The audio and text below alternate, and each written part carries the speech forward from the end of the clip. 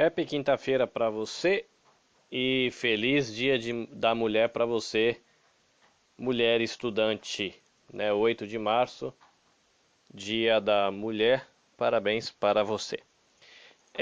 Aproveitando a data, eu quero deixar como sugestão aqui nesse momento mais que poderia ser assim mais devocional, né? Ou para reflexão, um programa de podcast, é o BTcast, o edição 236. A edição 236, ela vai tratar de mulheres no início do protestantismo, ou melhor, do cristianismo. Né? Aí você vai poder, por exemplo, aí conhecer a história de quem foi Perpétua e Felicidade, que são duas mulheres da história da igreja, que tem uma história bem legal de fidelidade a Deus e martírio. Então eu quero sugerir aí para esse momento de reflexão e devocional o BTcast 236. Eu vou deixar o link no bate-papo, mas se você estiver ouvindo isso depois do link e não achar, procura BTcast ou Bibotalk, né? Aí dentro do Bibotalk vai estar lá BTcast edição 236, Mulheres no Início do Cristianismo. Então fica a dica para você. E agora a gente passa para o curso em si. Então, introdução à Bíblia, semana 2, e o nosso tema deixa eu voltar aqui para ler direitinho, por que os cristãos creem na Bíblia. E lembrando, até o próprio estudo ele diz aí, de que ele vai dividir esse argumento em duas lições, né? Então, a lição dessa semana, a lição 2, ela vai refletir um pouquinho sobre por que os cristãos creem no Velho Testamento, e depois ele reflete na lição 3 a respeito do Novo Testamento, tá? Então a gente vai falar do Antigo Testamento agora. Dá para você perceber aí pela introdução da lição de que ele vai trazer alguns argumentos, que alguns talvez sejam mais importantes, tenham mais peso, outros não. Então a gente vai fazer igual a gente fez nas semanas passadas e a gente vai partir do enriquecendo o vocabulário, que são as palavras-chave que ele deixa. Né? Então ele coloca aí a palavra inspiração plenária, né? Então não é bem uma palavra, a gente pode, sei lá, mas está aí, inspiração plenária. E a gente tem também inspiração verbal. Né? Você vai poder ver na lição que as duas coisas se referem praticamente à mesma ideia, que é a ideia de que Deus, quando ele inspirou a Bíblia, ele inspirou a parte do verbal, a ideia das palavras, as construções gramaticais, até isso ele conduziu as pessoas na hora que ela estava escrevendo as frases.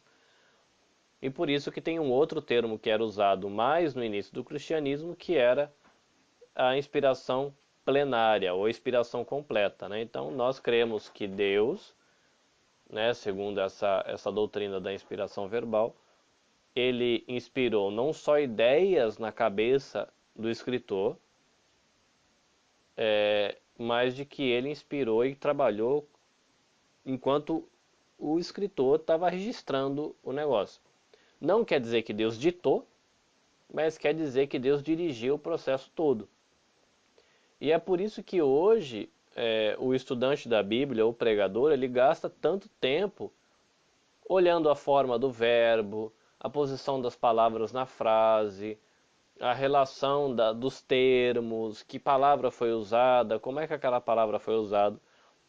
E a gente faz esse trabalho todo de estudo da Bíblia, prestando atenção nas palavras, usando o dicionário, tentando entender melhor o termo, como ele era usado antigamente, porque a gente crê que Deus escolheu aquela palavra que está ali para estar ali. E se ele escolheu, tem uma importância. Por que determinada frase está de um jeito? Porque nesse momento o verbo foi conjugado desse jeito e não daquele outro jeito. E a inspiração verbal ela traz essa ideia de que esses detalhes do registro escrito da palavra, eles são dirigidos por Deus, então a gente precisa dar atenção para isso. E por a gente crer que, por nós crermos, né, que Deus ele inspirou verbalmente ou inspirou de maneira plenária a palavra, a gente acredita aí na inspiração do Velho Testamento, que é a parte que o estudo vai fazer agora. Bom, e que argumentos aqui a gente encontra para o porquê que a gente crê na Bíblia e mais especificamente agora no Antigo Testamento? Então, o primeiro argumento que ele coloca aí foi porque Cristo aprovou o Velho Testamento. Então ele vai dar aí um argumento bem grande, o que dá a entender de que isso é o argumento principal dele,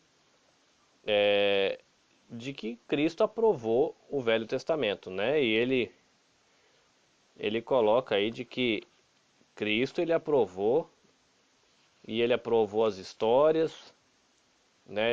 Tem uma parte aqui que ele fala, olha, Jesus aceitava os ensinos do Antigo Testamento, a aplicação dos ensinos, a história que está relatada ali no Velho Testamento e as doutrinas também, né? Então ele traz um monte de textos, de exemplos, mostrando que Jesus, e a gente reconhece Jesus como sendo o Messias, o Filho de Deus, o Deus encarnado, ele olhou para o Velho Testamento e aprovou o Velho Testamento do jeito que ele está. E aqui ele faz uma ressalva dizendo que quando Jesus ele se referia, por exemplo, à lei e aos profetas, tem uma outra expressão também que é Moisés e os profetas. Isso está dizendo a respeito do Velho Testamento como a gente tem hoje, né? 39 livros. Então, quando Jesus ele fala do Velho Testamento, que era a Bíblia que ele tinha, ele está se referindo aos 39 livros do Velho Testamento que a gente tem hoje. E aí fica uma observação, porque se você pegar a Bíblia da Igreja Católica, você vai encontrar mais de 39 livros, né? Eu acredito que no futuro o estudo ele deve discutir um pouquinho sobre esses livros, mas você vai ter os livros que são chamados de apócrifos, né? São livros extras aí, tem a discussão do porquê que a gente tem hoje na Bíblia Católica alguns livros extras, mas Jesus ele não tem, na Bíblia Hebraica não tem esses livros extras, os 39 que Jesus lia e estudava, são os mesmos 39 que a gente tem.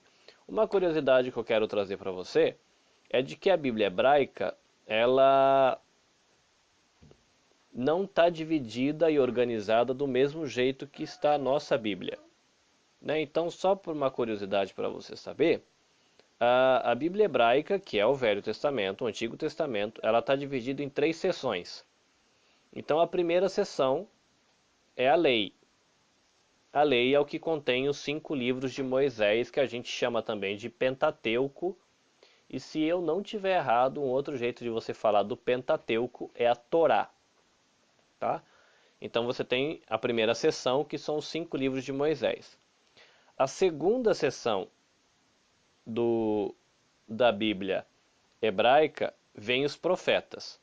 E aí tem algumas diferenças, porque nos profetas inclui Josué, Juízes, Samuel, só que os 2 livros de Samuel como sendo um só, o livro de Reis, os 2 livros de Reis como sendo um só. Aí depois vem o profeta Isaías, Jeremias, Ezequiel, e todos os profetas menores, que são aqueles livros pequenininhos, como sendo um livro só. Tá? Então essa é a seção 2. Então você vai ter Josué, Juízes, Samuel, Reis, Isaías, Jeremias, Ezequiel e todos os profetas menores como um livro só. E aí você tem uma terceira seção que é chamada de os escritos. E aí vem o livro de Salmos, Provérbios, Jó, Cantares, Rute, Lamentações, Eclesiastes, Esther, Daniel, Esdras, Neemias e Crônicas, também o primeiro Crônicas, o segundo Crônicas, como sendo um só. Aí é uma curiosidade você olhar, por exemplo, que tem livros que na nossa Bíblia a gente considera livros históricos, como Josué e Juízes, eles estão junto com os profetas. E um livro que a gente entende como profético, que é o livro de Daniel, que está lá organizado na nossa Bíblia junto com os profetas, na Bíblia hebraica ele está fora. Ele está na seção que tem a ver com os escritos, né? Então, só uma curiosidade aí de como é a divisão do Velho Testamento na Bíblia hebraica. Se você quiser revisar, você volta aí o áudio e você dá uma olhadinha como é essa organização. Uma observação interessante que ele traz aí também, quando ele está falando de Jesus aprovando o Velho Testamento, ele lembra de que Jesus ele aprova o conteúdo do Antigo Testamento, mas de que a gente não tem mais os documentos originais, né? Aquele primeiro livro que foi escrito por Moisés e os outros livros a gente não tem mais, a gente tem cópias, né? Então, o primeiro se perdeu. Então, quando Jesus ele aprova a, o Antigo Testamento, mesmo na época dele, ele já estava falando de cópias, né? Então, a aprovação de Jesus aí está em cima de conteúdo. Uma questão interessante aí também, quando Jesus ele aprova o Antigo Testamento, é de que Jesus ele aprova a historicidade, né, de que é um fato histórico, real, Adão e Eva, a Arca de Noé, a mulher de Ló que virou uma estátua de sal, Jonas e a questão dele ter ficado dentro do peixe, né, coisas que uma ala da igreja que se chama cristã hoje, que é uma área chamada mais liberal, né, ela tem um viés mais científico e ela não crê em milagres. Então, por exemplo, Adão e Eva, Deus fez os bonequinhos e soprar, não, isso não. Provavelmente o ser humano veio da evolução. Então isso aí é só um mito que está na Bíblia. Estátua de Ló, uma pessoa que virou sal, imagina. Isso aí é invenção, é história, não existe. Jonas na barriga do peixe, não cabe Jonas nenhum, peixe nenhum. Então isso aí não existe, cientificamente improvável, e não pode ter acontecido. Então quando a gente fala, né, usando as nossas palavras-chave de inspiração plenária e inspiração verbal, a gente crê na questão do milagre e crê nessas histórias como fatos históricos, pessoas que existiram. Jesus ele toma essas histórias como histórias verdadeiras, mas vale a pena saber de que existem pessoas que argumentam de que aí elas não creem na inspiração verbal e nem na inspiração plenária ou completa das escrituras, mas elas creem de um outro jeito que tem a ver com a inspiração dos conceitos, né? Deus ele inspirou o conceito de pecado no coração dos escritores.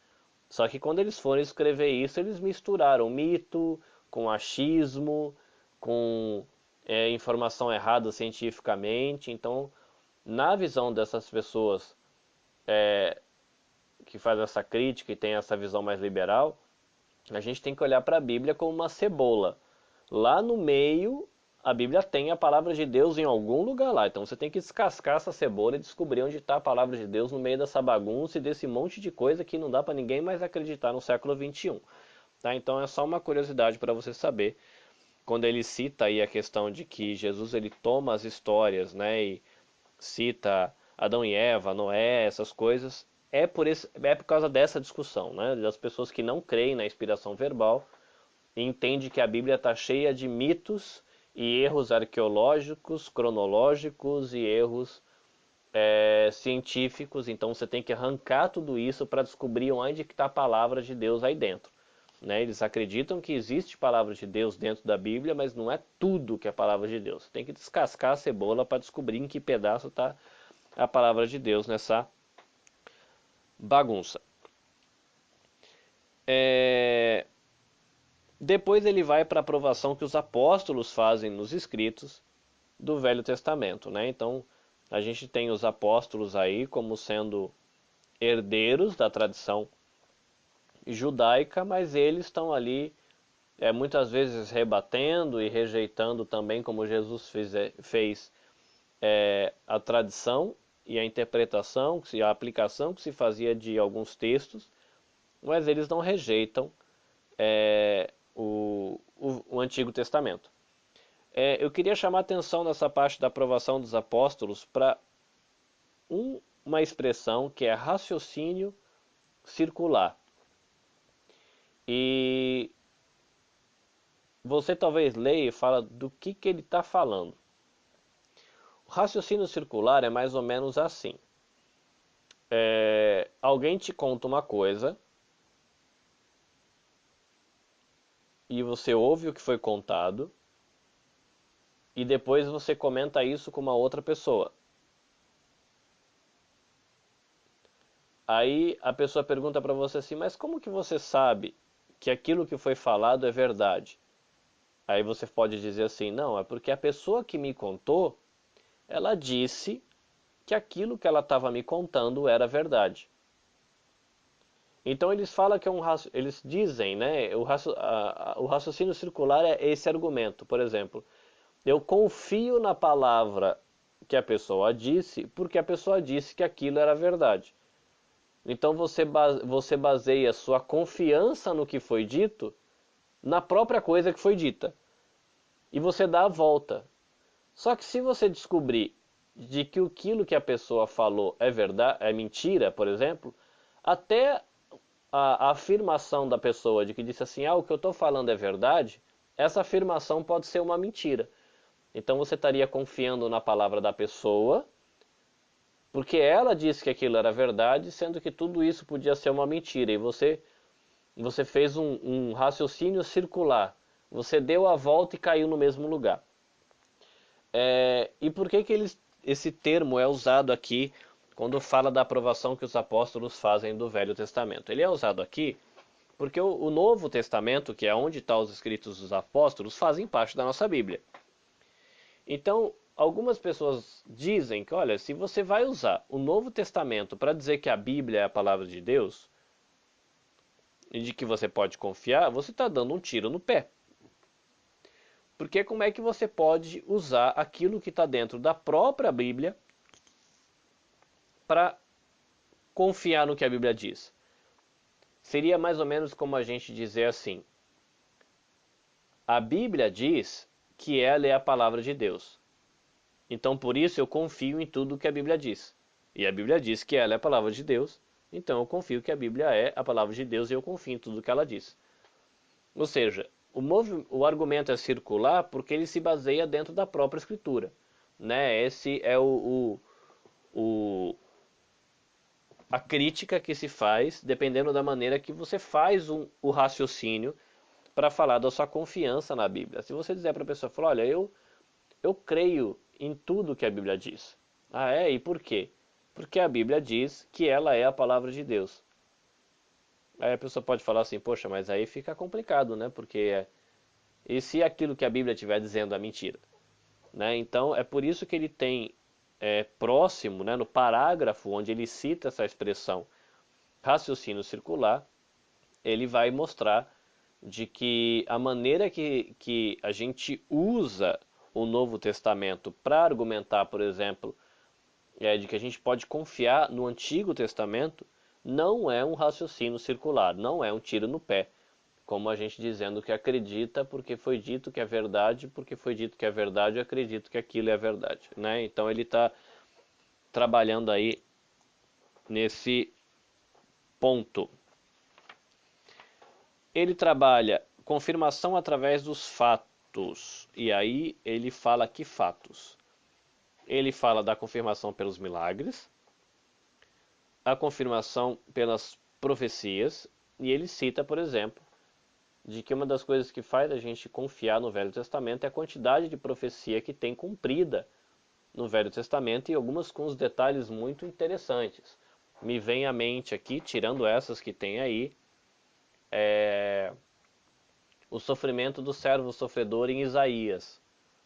Você lê o texto e você fala, poxa, isso aqui é a descrição da paixão de Cristo completa. Né? Você fala, foi assim mesmo, apanhou e não sei o quê. Só que depois você vai descobrir que Isaías escreveu esse negócio 600 anos antes de Jesus nascer. Como é que pode ser tão próximo, né? E essa é a ideia. Portanto, não tem outra explicação, a não ser que aquilo é palavra de Deus e que a gente deve confiar. Em Daniel também, que eu estou estudando agora para a pregação dessa semana, a gente tem dois capítulos que tratam de uma mesma,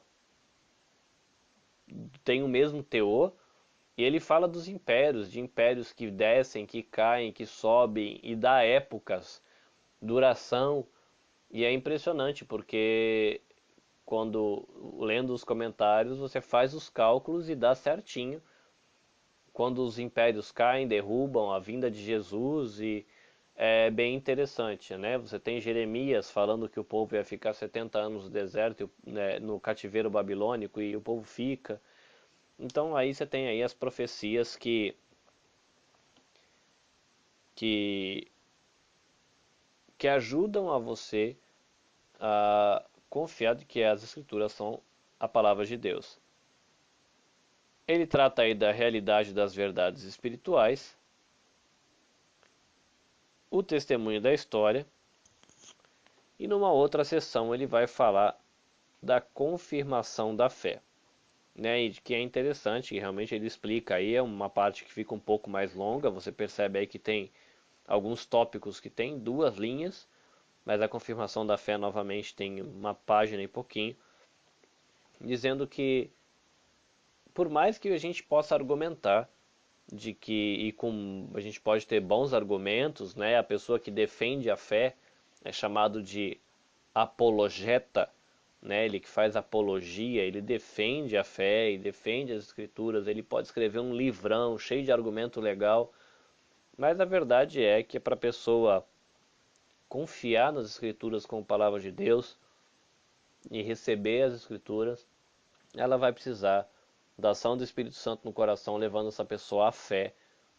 E crer nas escrituras é uma experiência de razão, ao mesmo tempo que você ouve o argumento do que a gente pode crer nas escrituras, mas é também uma ação da fé, né? Pela fé a gente sabe e experimenta de que as escrituras são confiáveis, e de que as escrituras são realmente a palavra de Deus.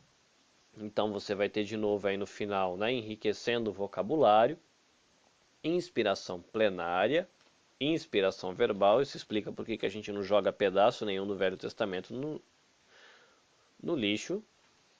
E as perguntas para você refletir, né? São 6 perguntas, aí vale a pena, se você tiver tempo de escrever, ou apenas refletir sobre essas perguntas, ou quem está aí estudando como casal, né? Faz a pergunta para o marido, debate, ou faz a pergunta para a esposa, conversa, e vê o que você encontra aí, ok? Esse é aí uma